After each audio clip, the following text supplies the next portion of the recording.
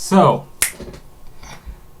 podcast 166, version 2. We haven't completely just gone through the entire podcast to find out that OBS reset and none of my vocals were being recorded. That totally didn't happen. That's an alternative universe which didn't happen, where we failed, Patrick. Actually, you were amazing. You were brilliant. So, hello. Greetings and welcome to episode 166 of the Words About Being podcast. I'm your host. I am not Amy Alexander. She had to duck out. I think this is like the second, maybe third time she's done so in 3 years. So, the wonderful, the amazing myself has taken over hosting duties, and we are joined by the exuberant and the erudite Patrick. Well, so at least one of those is not true. Hello again. Hello again. Really sorry about this. I will make it up to you if I ever meet you in person. I'm not busy. Yeah, neither am I. It's my day off. Right then. So. I'm more worried about you, to be honest.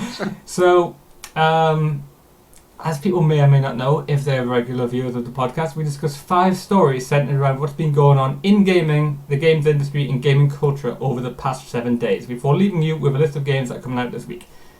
Newsflash, there's not many coming out this week. It's pretty much a dead thing. I don't understand why summer kind of dries up, but there's only 2 games which are really coming out that we've highlighted, because there's a million coming out on Steam, I will bet you. So, this week we're going to discuss 5 news stories. The newly announced Switch Lite, the continuing developments of the G2A Saga, which almost sounds like Star Wars. Star Wars Saga, the G2A Saga. Valve's newly revealed Steam Labs that aims to help fix discoverability, or possibly the entire world via Skynet.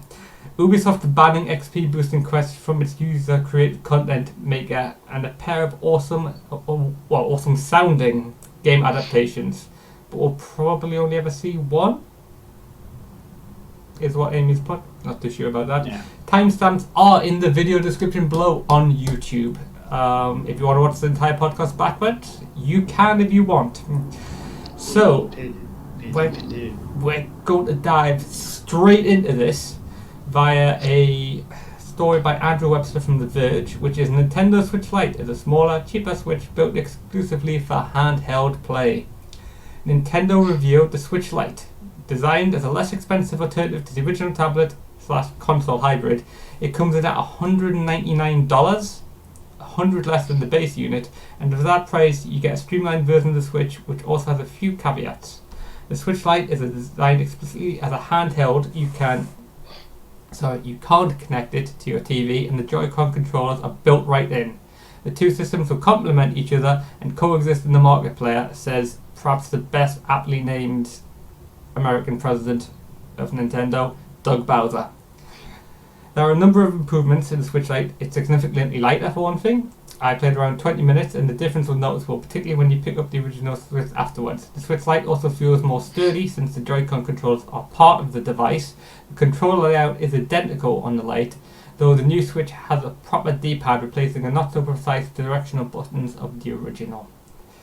Nintendo says the Lite features slightly improved battery life, which the company wouldn't get more specific on, due to the more power-efficient chips layout, as well as the lack of additional batteries in the built-in controllers.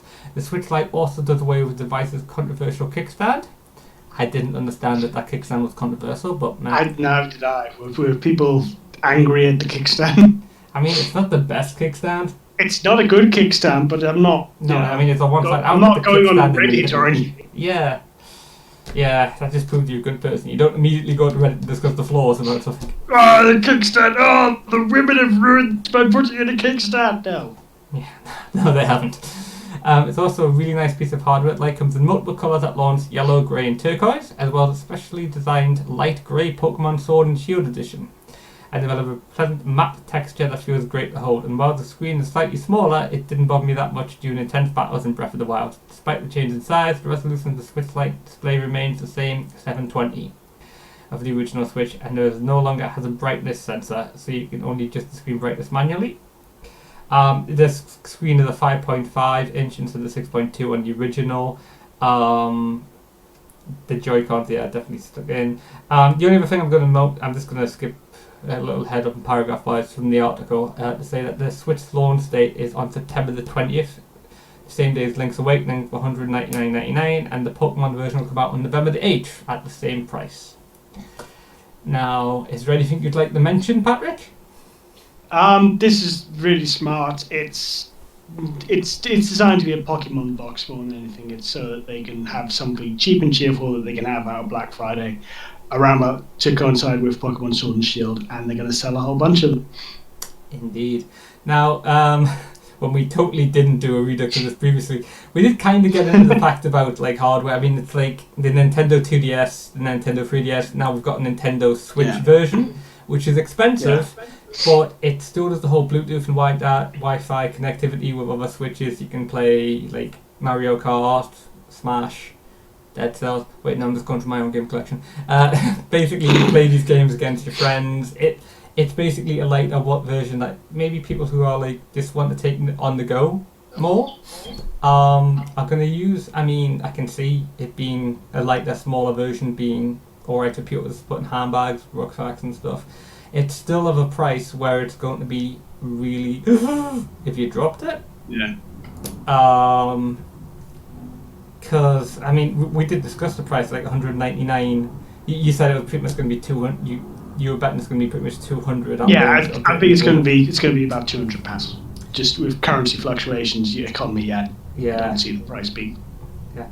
I don't see it being significantly less anyway. Yeah, I do also remember, like us discussing last time, my little bet, which is, let's see if as they're meant to come out the same price, if the Pokemon one, which comes out, a little over a month afterwards, comes out at the same price as the one in Britain, as the other one, because, we'll have had the Halloween thing by then, so you never know. Everything gets turned down. Something around about October, November might be affecting the British economy negatively. Yeah. So we'll see what the price will be. Yeah. Okay, Sarah. We'll see what the price shall be. Yeah, it's like not as if I'm expecting the economy to plummet or anything. Right. Further. So anyway. Yeah. So. We're cutting on the big meaty article of this week's podcast, which is the continuation. We probably just summarise this in fairness. Yeah, of the G2A Saga. Yeah, I mean, I have numerous. Too long didn't read. G2A are dodgy. Yeah, previously we discussed the slight PR fafu last week that they had with developers saying it would be better to pirate all games than go through G2A. And there was a bit of like some snafus on their PR like last week where they accidentally gave ammunition to prove developers right in saying that they'd proved developers wrong. And then there's this article which has come out by Dominic Tarson of Rock Paper Shotgun. G2A blames rogue staff member for undisclosed promotion scheme. So I'll just quickly cover this. Key reseller marketplace G2A should probably consider digging up instead of down after a recent series of PR gaffes culminating in apparent attempts to have the media outlets publish undisclosed promotion. Thomas Faust, still an awesome name, of Indie Games Plus blew the lid off this one, sharing via Twitter an email he received earlier today. In it, G2A pushed to have an unbiased piece that they had written be published explicitly without mentioning that it was by them. G2A have since responded confirming the email is authentic, but claim it was sent by our employee without authorization. Whether or not you believe G2A claim that it was an isolated incident caused entirely by a renegade member of staff, the plan was in clear violation of international advertising standards. Publishing advertising without disclosing falls foul of the UK advertising standard and the US Federal Trade Commission rules. And I'm surprised if the same doesn't apply worldwide. So would I.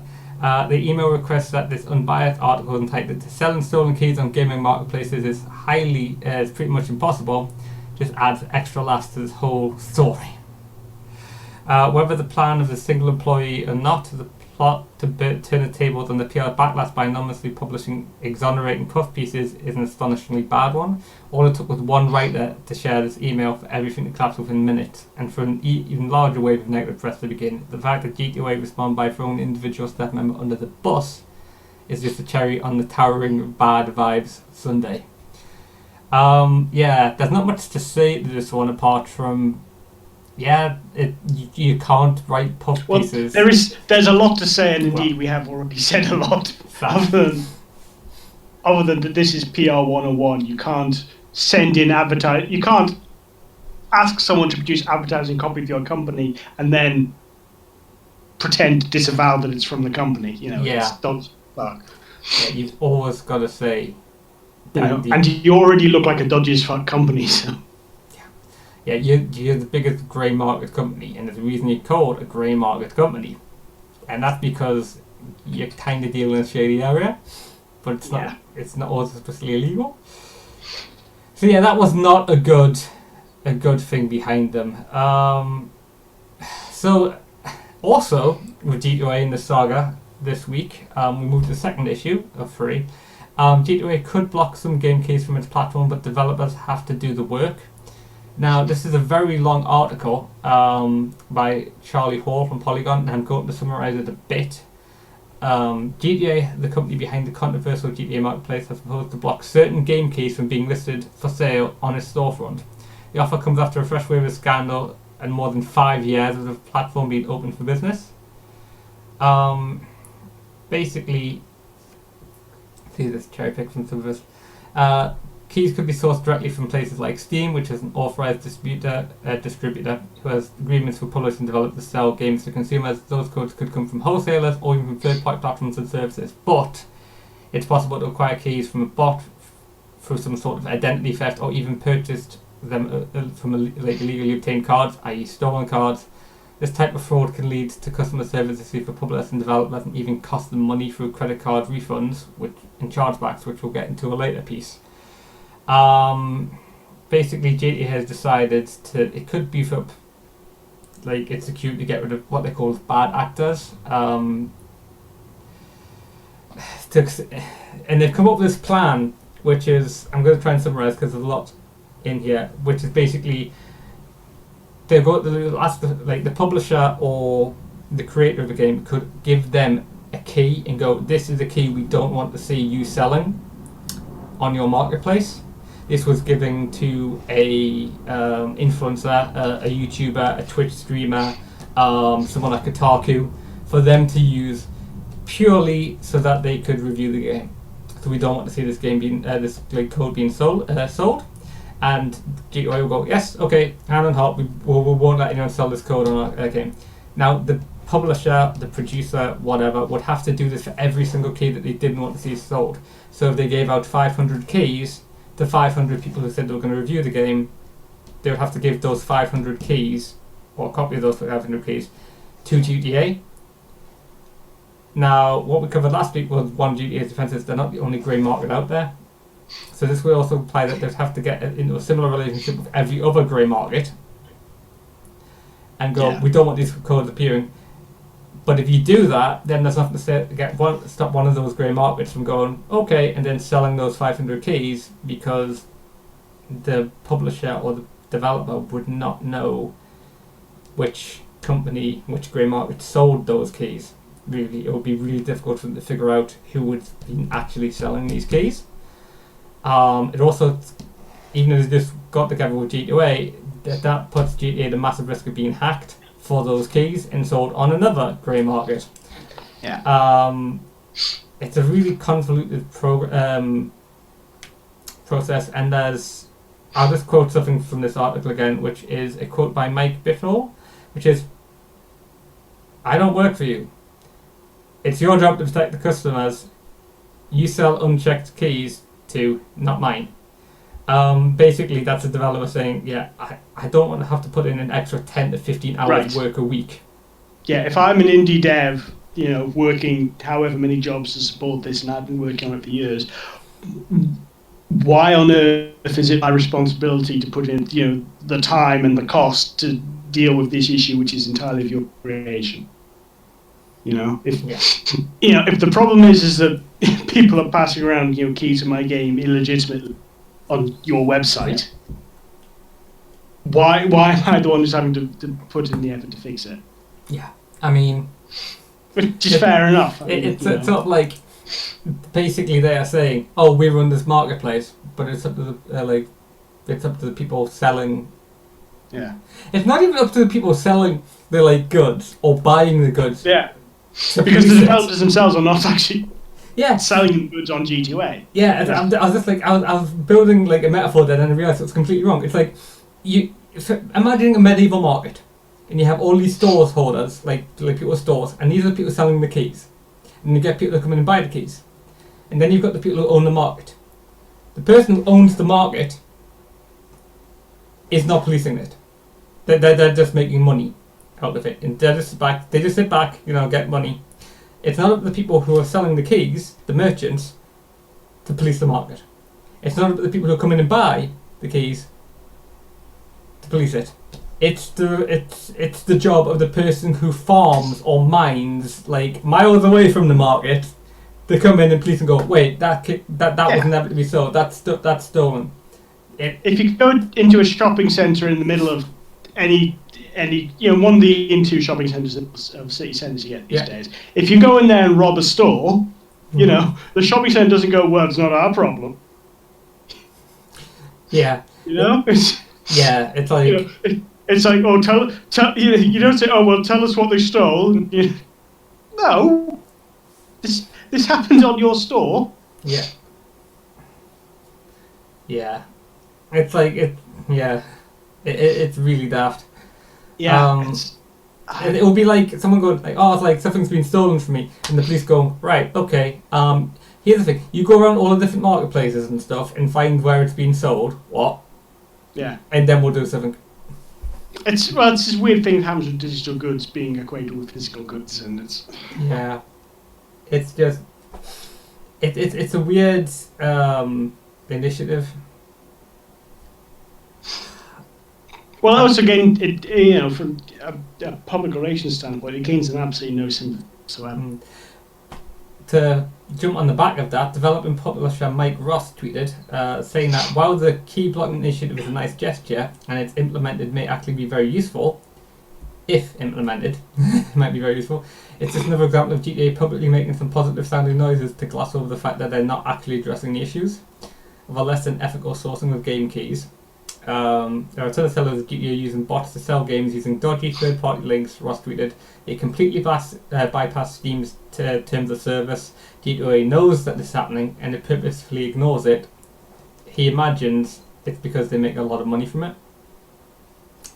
So it's as he said, like other people are having the same thoughts as you. It's GTA making positive sounding noises, but not actually dealing with the underlying issue, which is that they run a grey market, and it's called a grey market because the providence of a lot of the stuff that gets sold on there is dubious, or you can't really check on where it's coming from. So this is the point where I said, I'm not saying it's but you can't prove it's not. Yeah. Or that it is, which is why please don't get me into any trouble. I haven't heard part of that, but I remember what you said previously, and my face expression when the Russian mob got brought into this. You can't prove it's not. Yeah, I mean, the people who are stealing cards and buying games with them and then selling these keys, we don't know who they are. Yeah, I mean, I'm being facetious, but it's a serious point. It's that is that a lot of the people selling on these keys, we don't know where it's coming from. It's like, I do not have a criminal mind. So when I walk into like a shop and stuff and see something saying that when you buy iTunes vouchers, if you are buying it for HMRC to pay your gas or electricity bills and stuff, stop. I've seen this like notice before, and it's like, what? And it's because people get these vouchers which Apple won't they don't trace them, don't deactivate them or anything. They're like basically a blank currency. They buy like app games that people put on their phone, buy a load of the boosters and stuff, and then sell them. Yeah. And this is a way of money laundering which I had never conceived of. It is a form of money laundering. Yeah, it's a way of money laundering I've never conceived of, and I didn't realise that this whole grey market fed into this at all. I mean, Amy said last week on the podcast she was walking with her eyes closed when she first started doing stuff, but when she started, when she first started playing games, but when she started getting into the news industry, like for games journalism and stuff, she realised how shady these things were. And you don't really think that buying a cheap game is funding crime. But it is. It's like you don't Well, you're accidentally laundering money for the it's Yakuza. it's not that it's funding crime. It's that we don't know if it's funding crime. That is the thing about the grey market. We don't know when you buy like a really cut price game. Say you're 50% off on like a game which has just come out this week. There's something dodgy there, but you don't know what it is. Is it someone selling like early access code that they don't want for a game anymore? Yeah, is it your money laundering for the Yakuza? Yeah. It's like is it someone a YouTube influencer saying, "Hey, I want to hand them out." Yeah. As part of a giveaway. And then is it someone who's selling stuff that they got from a Humble Bundle, or is it Vladimir and Dmitry running a money scam out of St. Petersburg? We don't know. Yeah. Hence the grey in the grey market. And I don't see how it's the responsibility of indie devs to find out rather than G2A themselves. Yeah. Who presumably would be in a better position to find out. Yeah, you'd imagine the people who ran the market had some sort of liability or like a thing to do so. And I know that they have some sort of thing, because they used to sell insurance against the game keys getting but now they have to do it standard.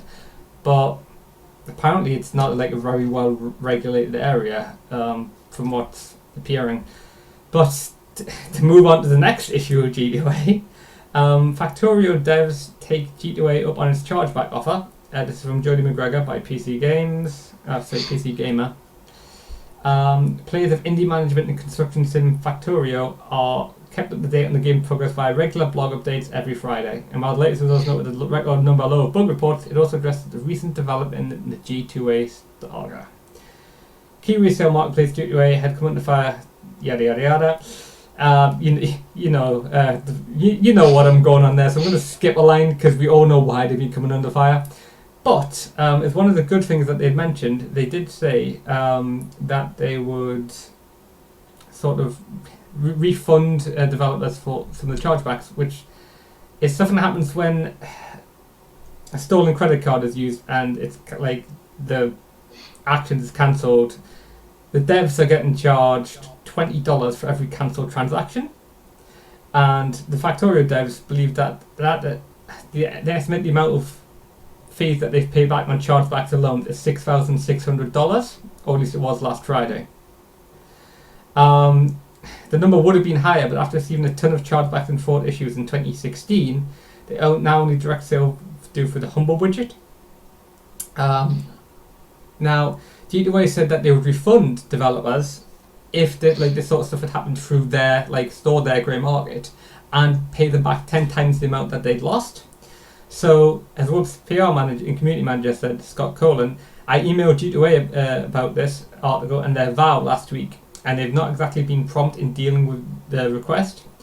He's listed them a list of all the Steam keys he's had to revoke, which have been purchased fraudulently, and G2A has offered to check each key. Currently, that is where the story ends. They haven't replied to the last email, which was 2 days ago, sending them the keys and asking how many of them were sold on the website. Web's current status is that they would prefer that players buy Factorio either directly from them or their official partners, which gives players the benefit of their 28-day refund policy and direct customer support. But if you think they're buying from resellers like G2A, that position is the same as some other indie developers, which we covered last week, which is we'd rather you pirate it than go to G2A, because they're not seeing any money and they're actually so cheaper. It's like, well, if you don't have the money to purchase the game, we would prefer you either purchased it or just got it for free by pirating it. Yeah. Because when you buy it for a discount on G2A, occasionally they're getting charged. The developer's actually getting charged money. Yeah. Because it's from a stolen card, and instead of getting the $12 that they would have got off Steam, they're actually getting charged $20, which really sucks for them. Yeah. Yeah. I mean, it completely screws over indie devs. Yeah. So, I mean, a lot of this scene of G2A just seems like they need to hire a better PR department more than anything. Yeah. Especially seeing how I think I don't want to throw them too much under the bus. I think the stuff with like Factorio and Woob is a little bit he said, she said. Mm-hmm. In fairness, Yeah. but I do think a lot of this is, I don't know how big G2A is in terms of like its revenue, but you would think that they would have like a team of professionals who get on top of all this, and that seems to be the takeaway in the last couple of weeks: is they need people who can engage with indie devs, realistically, transparently, and honestly say, we will get back, like have someone dedicated to getting back to people and making sure that they get their refunds. Two, making sure that PR department understand that they're not supposed to, try to get free advertisements in publications, and three, maybe not throw individuals under the bus for, not understanding the law. Yeah, I mean, that is like the more serious case. We don't know, obviously, at this point, if G2A is going to get brought up about that whole advertising issue. Depends if anyone really reports them, like to an advertising authority, about what they've been trying to do. Yeah, I mean, what's happened is in the last few weeks is that all their dirty laundry is sort of coming public, and they are not handling it well. Yeah. So. Yeah, it's one of those snowball things. It's like they're not handling it well, and then someone has thought, oh, well, we've just got some like positive like spin out there, and they've done it in the wrong way, and it's generated even more negative press. Which, as you say, a good PR department would have realised that what you're doing could get a lot of shit. It makes them look at best unprofessional, at worst criminal. Yeah, and if that's a takeaway from a plan, don't go with that plan. Yeah. If your most positive thing, if this fails, is you get looked at really professional, and the voice is either criminal. Yeah. It might be true that it's just some individual came up with this plan, but it's also the case that he was speaking on behalf of the company, and the company has to take responsibility. I mean, it is entirely possible that some interns was like, oh yeah, boss had this great idea of like doing this, and then like the boss like, well no, you can't do that for legal reasons. The intern's like, looks at Twitter. It's like if this happens, it's like what you do is you take this intern, you take him to HR. How that might result in their dismissal. Fine, whatever, fair enough. But not fair enough. But you know what I mean. There's a process for it. Not let's blame the poor intern. Yeah. Because trying to dodge blame like that is not a good look. It's been a fortnight of not great PR so far for G2A, and as I say. We're still. I mean, there might be touch on this next week if, say, that developer gets back, like, in touch and says, "Well, yeah, like GTA has said that X amount of keys have been sold on their website. Took them a while to go through their records, and that we're getting this amount of money back." Yeah. So there may still be there might be still silver linings to some of this, but at the moment it's just looking like a lot of really bad PR for G2A, which was something I didn't really know about until last week. Yeah. I think the thing which is going to tip the scales is when it stops being indie devs having difficulty with them, and when one of the big publishers gets involved. Yeah, I mean, I think it affects indie devs a lot for a number of reasons. But I think if just say an example, EA were to get involved, like they would crush G2A if they were felt so inclined. Yeah, I mean, last week we did notice that Amy brought up G2A on I think those advertisements for an F1 game which had just come out that week, and the codes were like 50% off from what you get. Right, and it's like there's no way that this can be really legit. It's a little bit fell off the back of a lorry, mate. Yeah, it's like the sort of like this is the idea of the grey market. It's like it kind of fell off the back of a lorry, and it's like it's Del Boy from Only Fools and Horses, and anyone who's watched Only Fools and Horses would be like, wait, hang on, no, that's not a really good idea to buy that sort of stuff. Now, it's possible that this is a Polish company based in Hong Kong, and they've just bought codes in China and taken advantage of currency fluctuations to sell them cheap. That's possible, and it's a bit dodgy, but I don't think anyone's going to necessarily hold them to it. But it's also possible that, again, the point is we don't know. Yeah. And there's no transparency to it. Yeah. So I think we've hammered G2A enough. I've certainly said G2A far too many times in the last 2 hours. It starts to sound like we're pity on Rockstar, doesn't it? G2A is terrible, man. Yeah, so let's move on to the next piece of news. This comes from Nathan Grayson at Kotaku, and just thank you for this title. Steam's new Customizable AI tool scans your playtime and tells you what to buy next. What? So, yeah, I'll read this somewhat verbatim. Just days after the end of the Steam sale that laid bare many of Steam's issues of helping people discover new games, Valve has announced a new section dedicated to experiments around discoverability, video machine learning, and more. It's called Steam Labs, and the first bits of mad video game science to emerge are promising. Just as that, if you do load up Steam at the moment, you will get a little advert that'll pop up, and you can go on and you can view this stuff.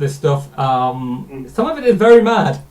It is mad science. But yeah, let's continue reading for a moment. For now, Steam Labs has 3 active experiments, micro trailers, an interactive recommender, and an automated daily half-hour show about games. The micro trailers are pretty straightforward. Steam presents you with a selection of 6-second trailers organised by genre, curator selections, or other categories. If you're intrigued by what you see on a particular game, you click on it, you visit the store page. It seems to be inspired by a long-running Twitter account, which is Steam Trailers in 6 seconds. A proven and useful game discovery tool. I mean, I haven't used it myself. I have heard Amy talk about it once or twice before. It's not bad. I mean, 6-second trailers. If you see something that looks cool, that's sometimes more than what you'd see on a Microsoft sizzle reel. So, yeah, it's a cool idea. Yeah. The automated show is assembled from similarly brief clips of games, but with multiple micro trailers for each game assembled in a quad display set to music. I tried watching the first episode, but got bored a few minutes in, given that it was basically the micro trailers feature, except I wasn't in control. The goal originally was for Steam to automatically generate voiceover descriptions from the game store page, but then Valve remembered robots are weird. The text-to-speak test... I'm sorry, every time I speak that sounds ridiculous. The computer-generated voice we use sounded a little stilted. So they tabled that for a bit. The company wrote on the new feature store page, "We're still working on it though." Now, I don't know what they were actually using, but as I've had a speech-to-write software before when I was at uni, and it didn't sound as bad as that. Was anyone really desperate to have their game recommendations spoken to them aloud? I mean, if it was the voiceover guy from How It Should Have Ended, that could kind of like, the person who does the voiceover in cinema is like, he came from a planet. Yeah, I mean, he's on XCOM, so he's probably available. Yeah, I mean that would have been cool, but no, it's like Stephen Hawkins sort of robot like chipped voice, and just for the record, Stephen Hawkins uses that voice system because he's used to it. There are much better versions available now. He uses it because everyone who hears Stephen Hawkins, it's become a trademark. Yeah. It was antiquated technology like 20 years ago. Yeah. But yeah, there are better speech-to-write software out there, so I don't know if they tried building their own so they wouldn't have to get like licenses or anything. But yeah, yeah, they're still working on that one. So the main event of this Improperly Lab tour is easily the interactive recommender. It's a neural networked model that is trained to recommend games based on the user's playtime history along with other salient data, based on millions of Steam users and many billions of play sessions. But it's not just an automated list of games. While it nearly crunches numbers by tuning on the most played games, you also be able to tell it what sort of games you want to see. The majority of the most played games, for example, are RPGs like Divinity, Original Sins 2, The Witcher 3, Fallout New Vegas. Games that take you a lot of time. But you get access sliders and you can kind of move things up and down a bit so it shows you other games. But yeah, I'll just kind of stop it there for a moment because it's just like the neural networked computer program which looks at all of your playtime on various different games on Steam and then tries to work out what's best for you. It's like Valve's solution to Skynet! Recommendation system is to build Skynet. It's wonderful to hear someone else screaming Skynet. It's like, I've got a cold, so I'll unleash a plague on humanity. It's like, what? Yeah, it's like it's building a death ray to make you toast. It reeks to me of someone with a lot of talent, a lot of intelligence, an unlimited budget, and no schedule whatsoever, just making shit up. So Valve, basically. Yeah. Um, I just look at this and it's like, I look at it like, I don't actually know what neural networks is. Have they basically got all of their employees, put them into alcoves like Borg, and have hooked them up to a computer program? I don't know what neural network means. well, a neural network is basically data's brain. Wasn't that positronic? He had a neural net. Yeah. It's like we have neurons in I our don't know. head. Wibbly-wobbly. They're building a neural computer. I think this big building site is beyond human, right? Is that basically what we're going to get with Valve? It's like, we've built androids. What? None of this isn't the game. We've actually built androids. They're going to recommend games for you to play. You can go to a town, or they can just come around your house, and it's like, what have you done, Valve? What have you done? It's like, all I want is a kind of like Netflix queue system that people who like this would also play that. Like, Yeah. that's as much as it needs. You know, you don't need to plug in the Overlord and have it make, you have played 20 hours of Fallout. Here is something new for you to play. Oh, my. You like Fallout, so here's Metro. Yeah, like that's as far as it needs. You know, 97% of users also. You know? Yeah. But it's not. Anyway, to go back to the article for a moment, some of these may turn out great, Valve has written. Others we may toss out. We hope that most will be improved by your feedback and will go on to be part of Steam. This is the way of Steam Labs, which almost sounds like they're doing a battle royale of insane science projects. It's like, some of these will survive, some of them won't. Tune in next week. Well, we built data. And it's just like, so we built an Evangelion. Yeah. I mean, it's a nice, it's like somewhat positive story from Valve, which is great because they haven't always been getting the best stuff this year. But it is still weird, and I think it's like, how many people haven't read the terms and conditions on Valve to realize that they can just pay attention to whatever you're playing? Yeah, that's the other thing. I mean, quite aside from the sort of tinfoil hatty sort of, this is, you know, another way of mining your data, I also just think it's, I don't know that it's necessarily good for publishers to have that sort of level of granularity about how much people are playing, because it just sounds like, you know, designed by committee. It's like, well, you know, 80% of users didn't do this or whatever. So, you know, it just feels like it just feels like it's not very good for creativity. Yeah. You know. I mean, I mean, Maybe. I think last time we got this pod, you mentioned something about, was it Mass Effect that you said that they... The Mass Effect was the example I used. It's like, I think about this a lot, like how BioWare put so much effort into the ending to Mass Effect 2, and said that they put a lot of effort in. They designed the game around the suicide mission. It was amazing. And then something like, according to the data, like 20% of users actually saw the end. And I can't help but feel like that fed into Mass Effect 3, where they didn't bother with the ending, essentially. They did it like, twice. You know, I'm sort of very worried about... And in fairness, you know, this information is all going to be available to, so maybe this is, you know, me just shouting at clouds, but it just I'm a bit worried about developers and publishers building games around player usage statistics rather than creative vision. I think it's a bit too late for that, to be honest, because if you notice all the service games that we've got, and you think like, well, why they're getting the statistics that people want all these live service games, it's because people are playing lots of like long running games, like the RPGs ones. So it's like, oh, look how many hours is this person put into this RPG game. Yeah, but we're not building an RPG game, so we should make a live service game so that there's all of this time for this person to play. Yeah, I mean, there's an entire section of the industry built around this. This is why every mobile game has microtransactions, because that's what user data, you know, it produces as the most profitable way of selling something. Yeah.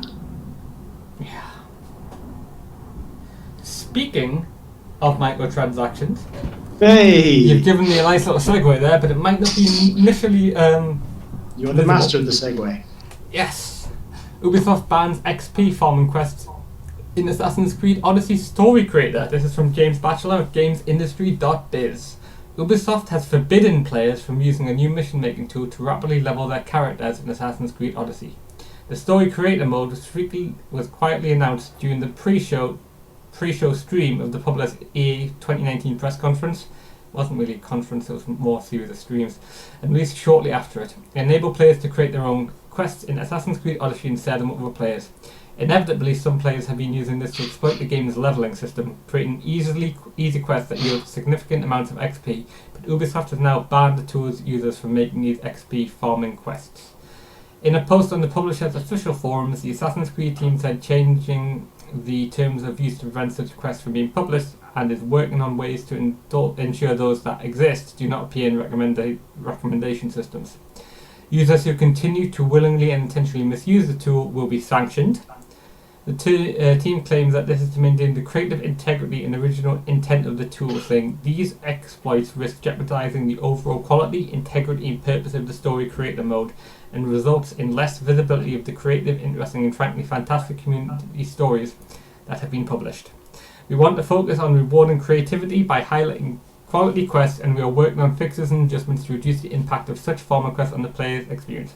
However, it's important to note that Ubisoft offers its own solution for accelerating your progress in forms of permanent XP boosters that are sold in the in-game store alongside a number of other microtransactions that give players an advantage, such as extra currency and stronger weapons.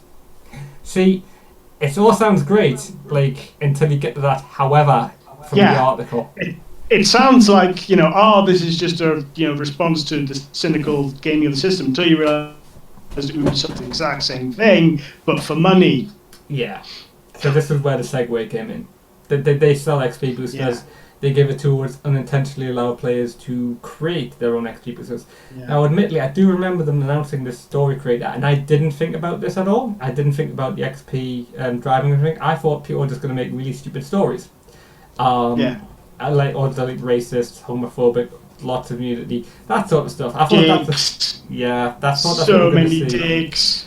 And I wasn't thinking of the whole Shadow of War sort of thing where it's like, oh yeah, there's a grind that you need to get through, and what they want you to do is buy microtransactions. Because Assassin's Creed Odyssey's progression system is broken. So, like, to the point that it's one of the reasons I kind of stopped playing it, because I just felt like making progress. I didn't feel like I was getting more powerful, and I always felt like I was like on the 2 levels too low, despite mainlining the story missions. Yeah. I read articles like recommending the XP boost and that sort of to balance it out, and of course I got stubborn and dug my heels, spending an extra £10, whatever it is. Why is the game not balanced? Yeah, you've purchased the game at full price from a legitimate seller. Why do you need to give the developers more money to enjoy their game?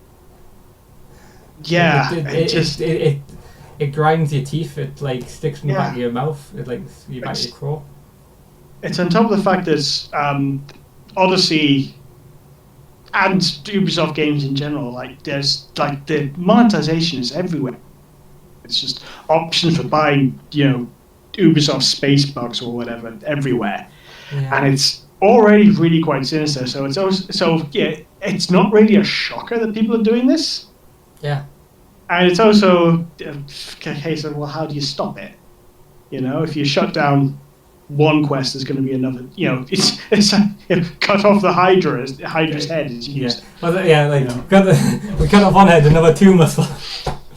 Does Ubisoft really want to just be playing whack with their users over this? By the sounds of it, it's what's going to happen. I mean, they changed the terms of use to prevent it, but it's all that grey area. It's like, I thought this was a really legitimate amount of XP to get run for this quest. Ubisoft disagrees, but they haven't actually said what these sanctions are going to be. Well, yeah, if you name your quest, Assassin's Creed Odyssey XP farming lol, then you probably deserve everything that's coming to you. But I also think it's kind of weird to sort of get behind, the creativity of the quests when exactly how involved these quests are going to be. They're not going to be voice acted. They're not going to be very narratively strong. It's just going to be MMO stuff. Now, you say not narratively strong, but not being voice acted doesn't mean it might not be narratively strong. You might have to read a bit of text, like in the World of Warcraft sense, MMO and things, you read a block of text, and then you go somewhere else and read another block of text. Yeah, but I'm guessing that this is being implemented in console, not really a way of implementing text. Might have some. I don't know. I haven't engaged with this in any way. Yeah. Yeah, so let's not hop on a quest system we don't know much about. And instead just leave it where it is, which is Ubisoft is not pleased that people have found a free way to get a load of XP. Yeah. So, let's move on to the last and final of our announcements.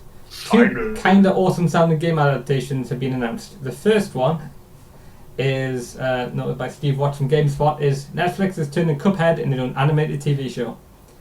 The 1930s rubber band style animation, like Mickey Mouse Steamboat Willie, is coming to Netflix as some sort of TV series, and I can kind of see some of it.